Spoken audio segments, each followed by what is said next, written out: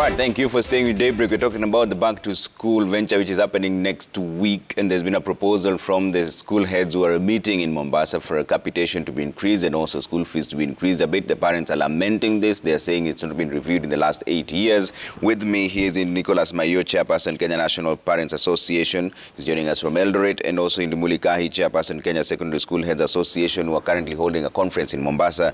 He's also with me, and Janet Mudonio Uko, former CEC Education Nairobi, and Kennedy Chesa, lecturer and education expert as well. Indimuli, I know you're running out of time, and we'll just want you to comment about two issues. Number one, why are schools forcing parents to buy uniforms from themselves? Why can't I just go and buy a uniform from a different place, considering if they get the color Pantone right, isn't that what matters? Thank you very much. I think the discussion on school uniform sometimes is being blown out of proportion. One, if you look at from time immemorial, certain schools have been getting their uniforms through certain suppliers. And I want to believe we have procurement processes that have to be undertaken. And if a school has followed those procurement process properly as required by law, and a supplier is identified, I want to believe they are right to say buy from this because he succeeded. Others leave it very open. You can buy from any shops so long as the shade is acceptable. Others, after the supplier has won, they would ask the supplier, bring them to school for the students to pick from there. Definitely the issue of quality has been there. There are times when the supplier has supplied a uniform whose quality is not very good, as opposed to the kind of quality that he provided during the tendering process. And by the time you are realizing that the quality is low, over 1,000 pieces have been brought, or they have sold over 1,000 pieces out there. So yes, there may be a general feeling that this should not be done. But to me, I would say if a child has come with the correct shape, we will allow that kind of student. Where I may not really accept is where we are asking so many things, some of which may not really be necessary. And this is a conversation that is also will take place in on the sides of the conference that we are having. So we will also, coming up with ways, because we too are parents elsewhere, and when it is painful as a parent in a school B, and as this school B is paining other parents, I also feel the pain.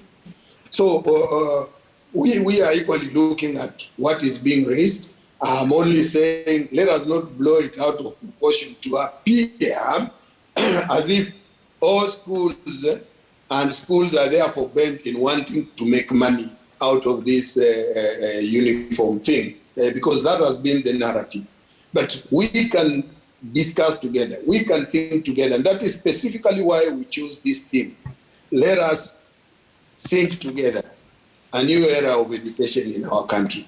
So we are asking everybody, whatever we are saying here in Mombasa is not final.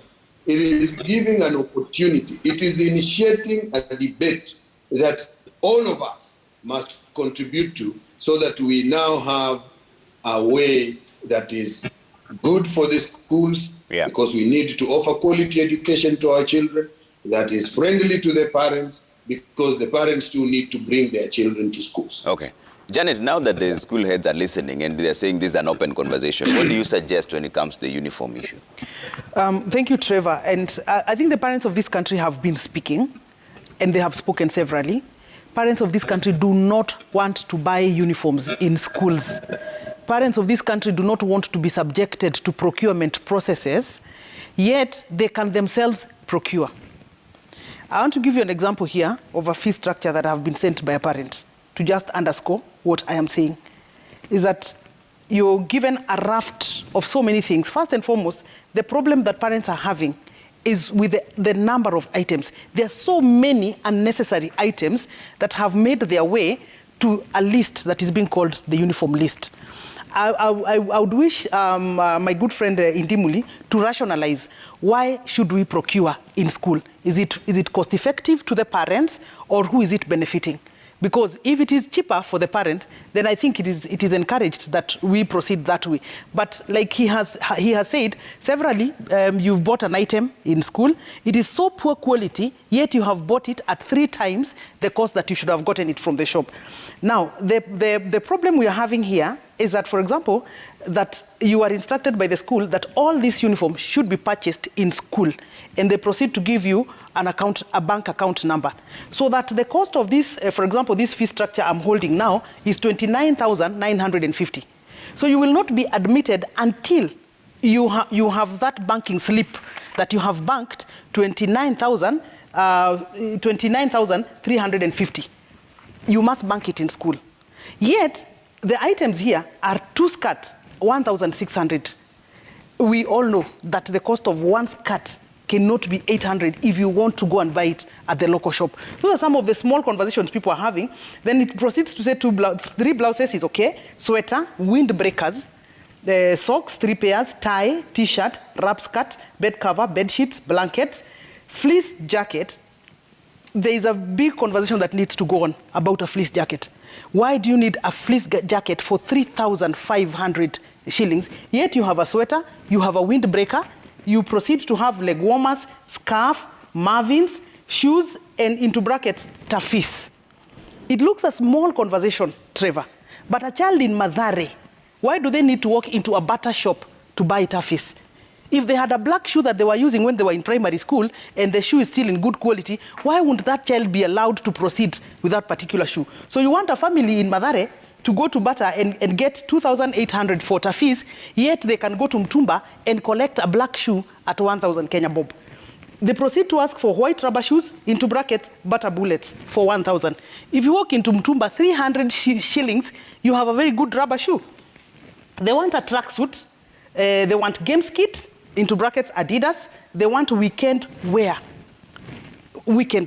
So by the end of the day, Trevor, I know some people are looking at me and they are thinking that this is a very small conversation to have. It is not a small conversation. I know there is a family that wants to take their child to a high school and is wondering, really, do we need all this? I wish the school just asked me for a white shirt, a brown trouser, and some black shoes, and my child walked into the school. I wish they could. When we were going to school, we didn't have weekend wear. We didn't have an alternative for a games kit and another one they are calling a tracksuit. We did not have all that. Why have we started complicating issues? I remember the background of what we are talking about. We are coming from 2003, Trevor, when there was declared free education in this country. And 1 million children came back. That is to tell you, the 70 shillings that was being asked had cost 1 million children to stay away. It is not a small conversation, and we refuse to make it small. As long as there is one child that is being left behind, we are going to fight any policy that marginalizes one child of this country from accessing those schools. Indimuli, let me let you respond to that, because I know you have to leave in the next 10 minutes. What is the justification for all that list? You another 10, I can leave 15 minutes to 8. Okay.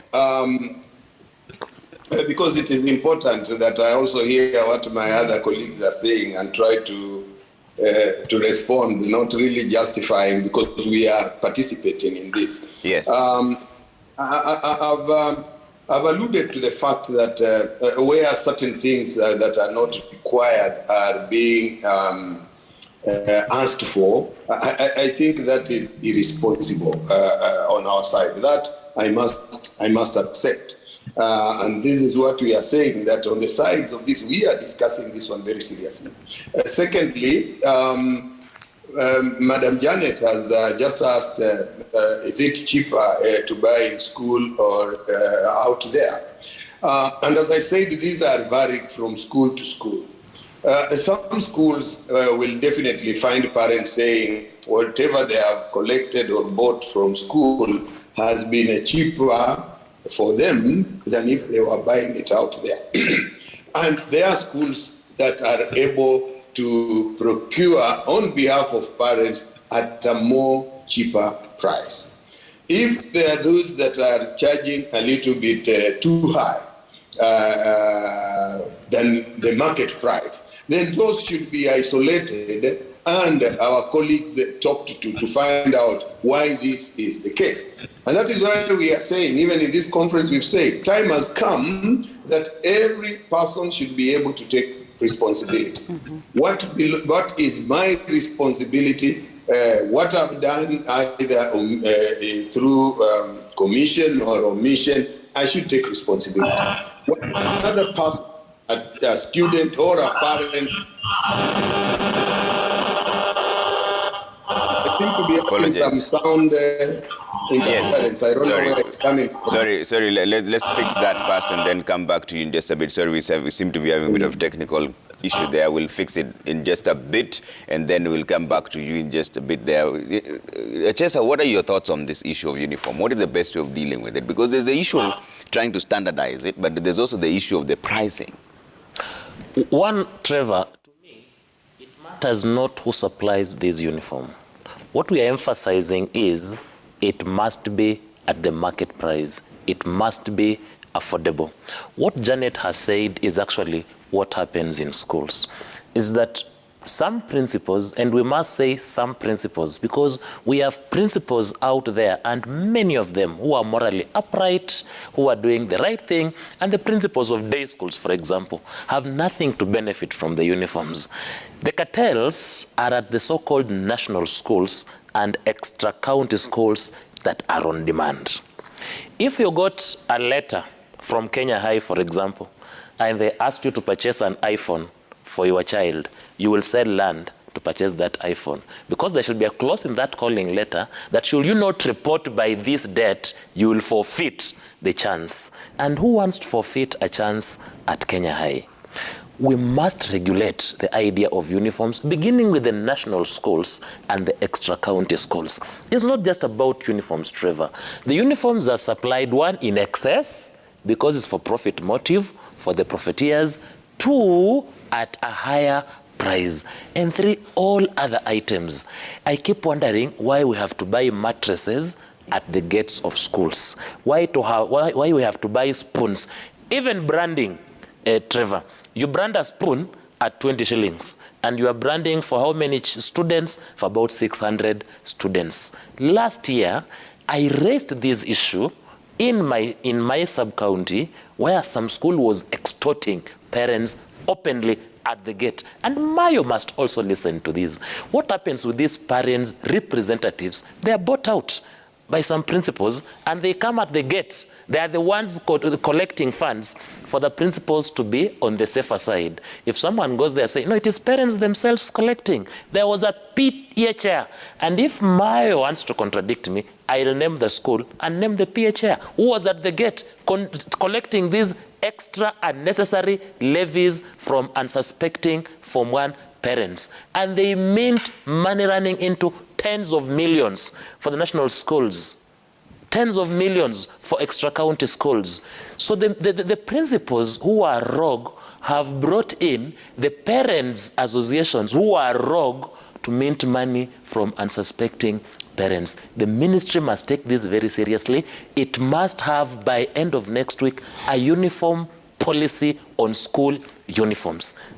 Saying, and even if we are buying from outsiders, saying these ones are now pre-qualified to supply uniforms. When I went to school, St. Peter's High School, as it was then, was a very fair school. They will say, pick a uniform either from Kairali in Kakamega, or from Kisumu, or from Jao in Mumias. So long as you came with something that looked like a uniform for St. Peter's boys, something in blue, you will be allowed in. But today they are insisting that you do everything in school just for the profit motive. Okay. And when you go in school for Form 1 admission, you may think it's a market day.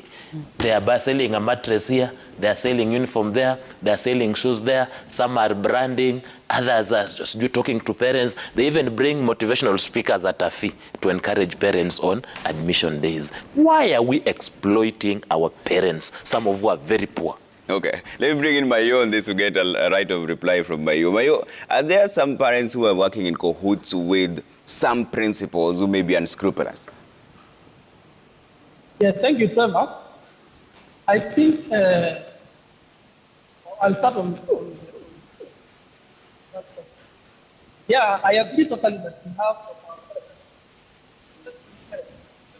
who are used human shields. Mayo, we seem to be having a challenge with your sound there. We seem to be having a challenge. Now? Let's try that again. Can you hear me now? Yes. Yeah, I'm saying, Trevor, Yes. there are principals who are using our representatives as human shields. I will put it that way. Because when we did investigation, we found out that principals are saying parents' representatives were there, but they know very well that it's against the law, and it's also not in the fees guideline for those representatives, because as the principal is the CEO of the school, is the chief advisor, and he knows the law. And Yes. he should be in the forefront of informing the PM members in that particular school by sensitizing them on the importance of the fees guideline, because they are the ones who are given the fees guideline. They are the ones who are given all the information from the ministry. Yeah. But instead of enlightening our PM members, they hide the information. So I would agree that they are used as human shield. Number two, I would also want to say that in this case of uniform, parents are forced to buy uniform from schools or from particular outlets, which is actually against the competition law. Remember, Trevor, under Section 7 of the Competition Authority Act, number 12 of 2010, it enables authority to enhance the welfare of Kenyans, promote and protect effective competition, Yeah. and prevent misleading market conduct. So I think the principal should know this. And any parent should be free to buy uniform from their preferred shops, outlet, as long as it meets the prescribed school shade, thread code, design of the respective schools. Yeah. So if any BOM member or schools does all these activities, they risk arrest and prosecution. Because if we did that as parent association, this monopolistic idea of having all the uniforms, and this is actually business. And this monopolistic arrangement is one of the factors that has led to exorbitant cost of uniforms. Okay. And I would agree with my colleagues that it has actually made education very expensive for us. All right. All right. Indimuli, now that you're in Mombasa and you're having a conversation with your fellow school heads, should we now expect a direction on the uniform acquisition going forward? I would say yes, you should be expecting something to come up, some communication in terms of advice to our colleagues. Because all these are there in law, just like my friends in the studio have talked about, and my parent number one has mentioned. There are laws that should be followed. There are regulations that should be followed. I think as a chair, I would say we will continue asking our colleagues that whatever they do must be within the laid down policies, must be within the law. If they do anything outside the law, then we have no alternative. Each person wanasema kila ndovu na pembe yake. So what I would say is expect some continuous advice from us, because the law is there. Policies are already there. If any of us flouts them, then they take responsibility. So if a That's parent, what I would say. So if a parent takes a student to school in the next 3 weeks and they are being charged exorbitant prices for the uniforms, are you allowing them to say no? Yeah, they need to discuss it right there with the person in charge of the school, with the principal. As I say, as Mayo says, we have the PA there. What are the parent association saying? Because for me to have uploaded that fees to the Ministry of Education, where Directorate of Secondary Education, definitely my board must have looked at it. My PA must have seen it. Yeah. For example, in our school, they have never raised the issue concerning the cost of what we are giving or what the student has to carry. They have never complained about it. As I said, the only complaint we've had, they have asked, can the quality be better? Can this, And those are things that we listen and we need to take charge of that. So to me, I say any parent feeling aggrieved, there are mechanisms within the school. My colleagues and I should be available to listen to that particular parent and lend support so that the child is not sent away. And we are ready to do it. All right. Indimuli, two other issues that you've raised as proposals, especially on the schools unrest. One is the mandatory drug testing. Mandatory drug testing, walk us through that as a proposal. And the bearing of responsibility burden on students who you believe can be investigated and found culpable for having caused schools unrest. So you're saying that it shouldn't be a blanket condemnation whereby all students in case of an unrest pay for the infrastructure damage. You want those particular students found to be the ones culpable to pay on their own. And also the drug testing. Speak to us on those two issues. Thank you very much, Mr. Mbi. I want to say the issue of school unrest and discipline is a concern all of us as a nation. Because listening to one of my colleagues sharing the experience of what he went through, and even reminding some of us who went to school slightly earlier, that there were times when we went to school and those in Form 4 would be carrying their own lanterns and even kerosene, 5 liters of kerosene. And you can imagine if 400 students all are carrying 5 liters of kerosene, how much kerosene was in that school. Because the lights would go off at a particular time, and then any students who want to extend his studies or her studies would have to use their own. But nobody at that time ever attempted to use the available kerosene, which was allowed in school, to burn their schools.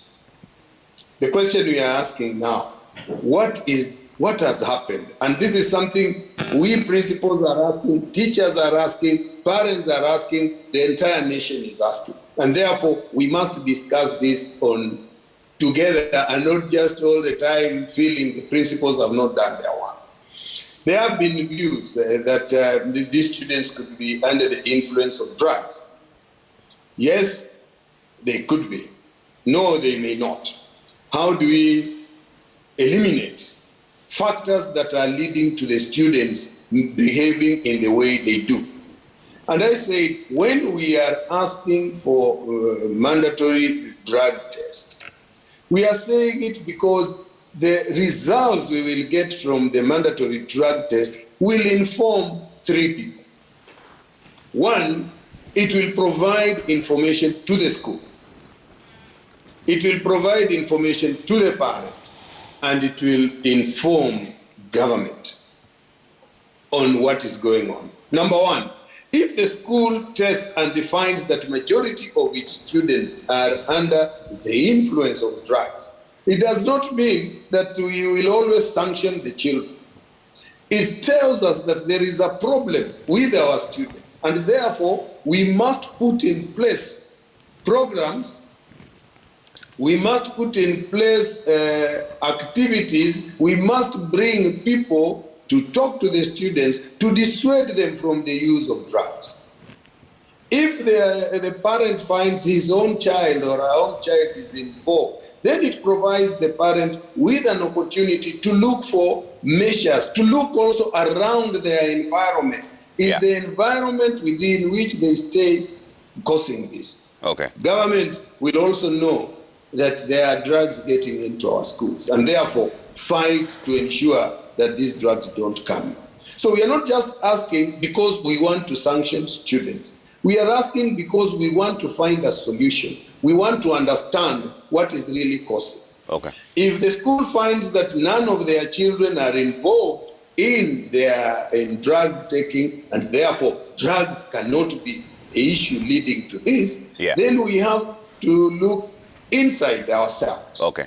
The principal will have to find out, are my management skills the issue that are causing the students to misbehave? Okay. Are the teachers an issue that are causing the students to misbehave? Okay. You know, so we are able to eliminate the variables that could be leading to misbehavior. Okay. Until we come and get one. That is the reason. All right, let's hear the views. It should not be looked at, we want to sanction students. Okay.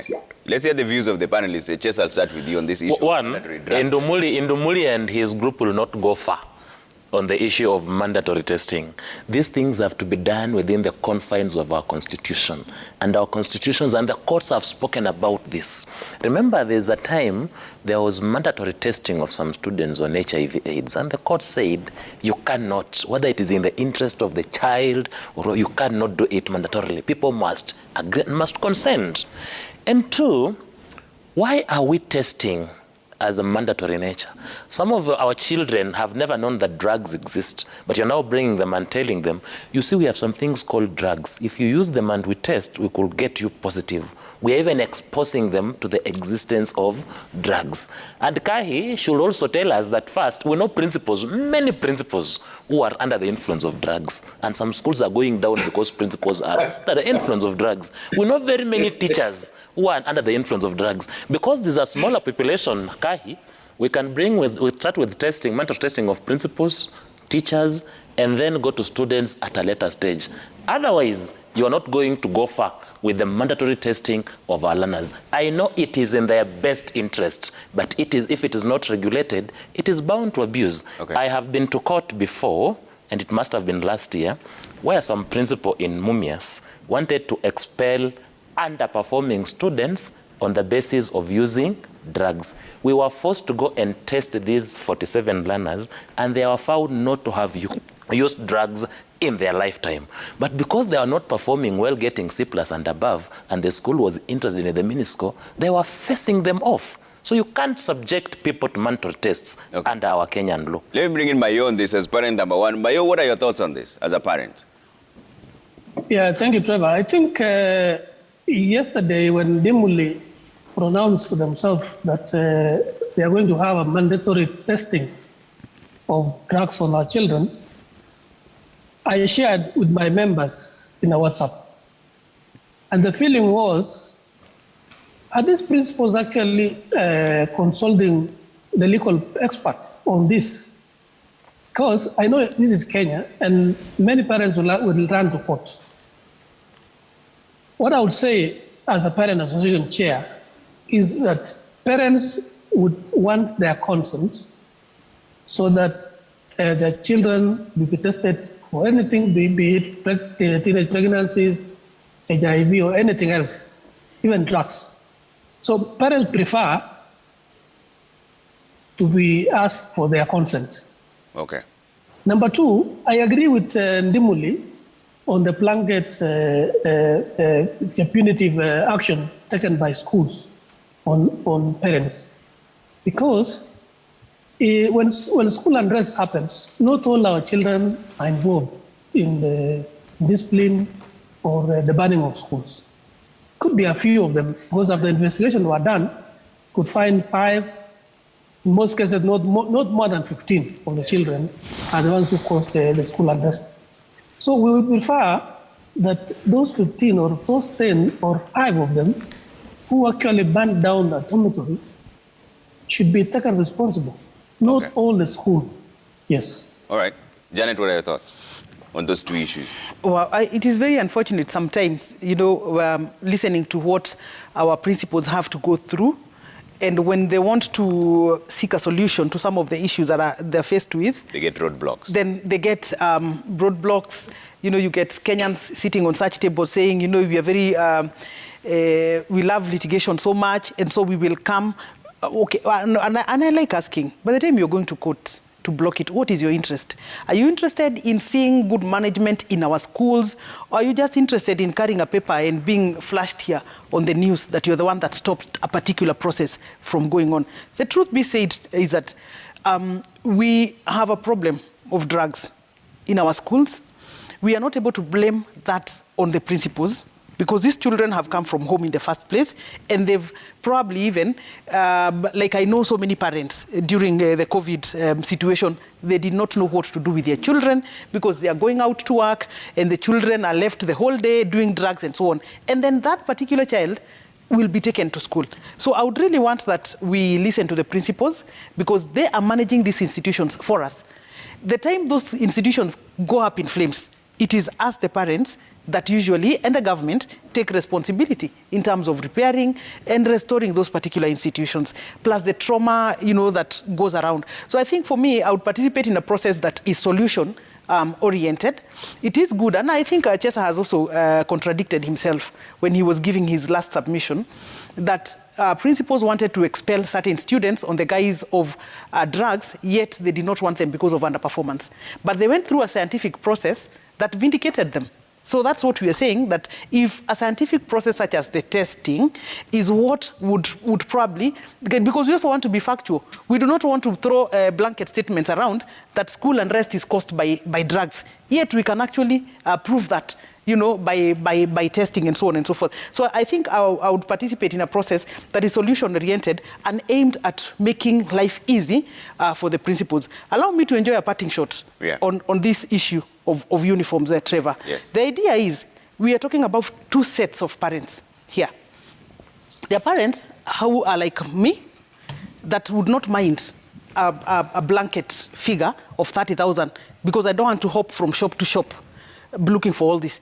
Those are the parents that seem to be encouraging this procurement at school level. And unfortunately, they are the minority. But they're the majority of parents in this country who would be happy to walk from shop to shop. They don't even have fare. They want to walk from here to Gikomba to go and save, even if they'll save 100 shillings. That is the majority of parents. And they have spoken. As principals sit in Mombasa today, and I'm aware even the CS will be in Mombasa, this is a message that is coming from parents. Please, get involved in everything else, but let parents buy uniforms from where they want to buy them. And the responsibility is not on the principals. Again, the responsibility is on the Ministry of Education. I want to refer to the Kilemi Mwira report because it has a very, extensive page, I think 2 or 3 pages that are discussing the issue of school uniforms. We do not need any more policy on school uniform. The only policy we need is that as a country we have agreed that school uniforms are useful because of security issues and so many issues, identification. That is the only policy statement that we need to have. Otherwise, in terms of acquisition of the same, it is not a government matter. It is purely a finance issue, and it is when it becomes a finance matter, then it becomes the individual parents' matter. The Ministry of Education, the only thing that they should do is to give that statement that we as a country have agreed that we need school uniform. Anything else that is the principals are doing, they are doing it for their own interest. I do not understand who gave them the responsibility of making it easy so that you're selling the mattress in school so that the parent does not carry it from home to school. Who told you that parents are tired of carrying that mattress? What the parents of this country are saying, we know that you could be selling it at 2,800, the same price even at the shop. But what a parent in Mathare wants is at the local shop, I can get it on credit, because I might not be having the entire 3,000 on that particular day. But when I go to the local shop, I can tell that person, shikilia hii 700, nipe mattress, nipeleke mtoto shule, and as and how we proceed, I will be paying you. Those are the voices of the parents of this country. All right. Indimuli, I'll allow you a closing shot. What I would like to say is, Janet, I hear you, and I hear you loud and clear. I think I want to leave it at that point as far as the issue of uniform is concerned. We will share with our colleagues. On the other issue that I have said, as we give these proposals, and I think I mentioned this very clearly, and I want Kenyans to understand, we must look for solutions. If, and I said it, whatever we are proposing, we have given a proposal. Let people not start shooting down this proposal, but they should come and support principles by giving us the right way in which we should go. If it is enacting laws, they should help us get those laws enacted, because we as principals cannot enact those laws. And that's why we are saying it is for interest of this nation. Those who are involved in enacting laws, come up, help us, look at what is needed. Because if today I found a child and I believed this child is culpable, and the child wrote down his statement or her statement confessing, when I go to court to punish this, for this child to be punished, this child will be vindicted, because the first thing I would be asked, this statement was written when? Who was present? Was the parent present? Was a lawyer present? You see, in a school setting, we do not have that. The question is, how then do schools gather this information? How do they preserve evidence so that they are able to present it and it is credible for those found guilty to be held culpable and punished for their deeds? But because there are no laws that assist schools to help them preserve evidence of the children they have found culpable and therefore charge them, they have ended up not being able to get anybody convicted.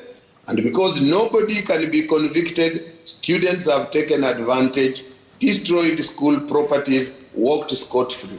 How do I replace these properties? We go to public works. They do the assessment. They give us the cost. How do you meet the cost? Divide it amongst all the students. What is the backlash? It is noise. Why are we charging everybody? The question is, how would I have therefore convicted the 5 we believed they are? So we must be assisted. My friend Chesa, who is a lawyer, should not just quickly come up and tell me that you will not go far. If he knows I'll not go far, he should come and help me find a way in which we can get the laws enacted as a lawyer. But just blocking me is like not allowing a baby to grow in the mother's womb because you feel this baby will be stillborn. I don't accept that. Help me ensure that this baby grows, this baby is delivered and delivered healthy. All right. That is what I would say to Dombija as I leave. Thank you. Indivulika, Chairperson, Kenya Secondary School Heads Association, thank you so much. We'll allow you to drop off on this because I know the conference is about to kick off. I will follow the discussion later on YouTube to know what my colleagues continue discussing. Thank you very much. All right. And I will be available. Thank you, sir. So, Thank you. Don't throw away a baby with its bath waters. Grow this baby. Pana wacha mama akishakuwa expectant to disappear. No! Idea. Thank you very much, Madam Janet. Janet, we have been with her on the task force. Ayo, we have been with him on the task force. I really hear you. I will share with my colleagues. Asanteni, Mungu awabariki. All right, thank you. Just help them develop the proposals, not just shoot it down. You know, principals are very difficult people to advise. One, they are all-knowing. Two, they are all-powerful. Janet is giving them free advice that don't make uniform mandatory to purchase from schools. They will not hear her. They will proceed and we'll go to court and stop it. So the courts are only avenue that can stop and mitigate the unmitigated ego. Nonetheless, Indumuli has now sought instructions. We will offer our advice If it is testing in a very structured manner that complies with the law, it will be accepted. But if it is testing just for the sake of testing, it will not be accepted. And it is for the good of the child that we are doing drug testing. That is why we must do it within the confines of the law. And as we've run out of time, I can use this chance to make my closing statement. One, on the issue of capitation. I call upon the Cabinet Secretary and the Principal Secretary to ensure that funds are released as captured in policy and law. If it is 22,000 shillings, release the money to schools. Don't release 22,000 and go pick 12,000 and leave schools with less than 10,000. And two, for the principals, I pity you. However, do not transfer the burden, do not transfer the conmanship that the ministry is doing onto you to our parents. Our parents are very poor. Our parents are thirsting for education for their children, and they have a right to have their children educated. On the matter of school uniform, if you are a principal and you have a conscience, do not burden your brother and your sister's child by making it mandatory and expensive for them to acquire not only uniform but other items in school, knowing that that decision will keep millions of Kenyan children out of school. All right. Teaching is a calling. What you do unto others' children, it will be done unto your children and generations times to come. All right, Mayo, closing remarks? Well, I think, one, we should let parents be free to buy uniform from their preferred shops or outlets. Two, the issues we have with principals is trust. I like what Ejesa has said. Principals are difficult to understand because they have been given a fees guideline, for example, and they know that this is from the Ministry of Education and they must comply. Instead, they ask parents to come with motivational money, remedial money, all these extra levies. And in fact, if in Mombasa, they would discuss about the extra levies, parents will be very happy in this country. The only problem principals discuss is the issues that make parents produce more money and make the cost of education very, very expensive. Number three is that the trust issues we have with the principals should be sorted out once and for all, because TSC is doing that thing on what principals always go against, like what I've just said about extra levies. There's a school, I'll not mention the name, there's a school charging parents 5,000 every term. That will make 15,000 per year. Plus now 45,000, which is required by the fee structure. Yeah. That will come to 60,000. You see? So if all these principles, because what we are asking as parents of this country is the law to be followed.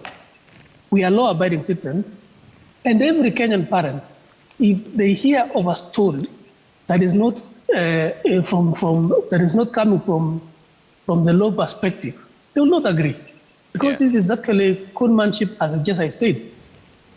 For how long will our parents be asked for all these monies, and they are not giving us receipts? Why should they give us receipts? They should give us receipts, because if it is legal money, they should give us receipts. Okay. But they are not giving us receipts. Okay. And parents are complaining everywhere. All right. Thank you, Trevor. Janet, closing remarks. Very good. I think three things. One, we are aware that the CS will be meeting the principals in Mombasa. And I would like for him to do the following three things. Yeah. Very respectfully. One, he should ban the purchase of uniform in schools. That is the only thing that we are asking him to do. Okay. And two, he should ask schools to guide the parents on the shades of uniforms to be bought.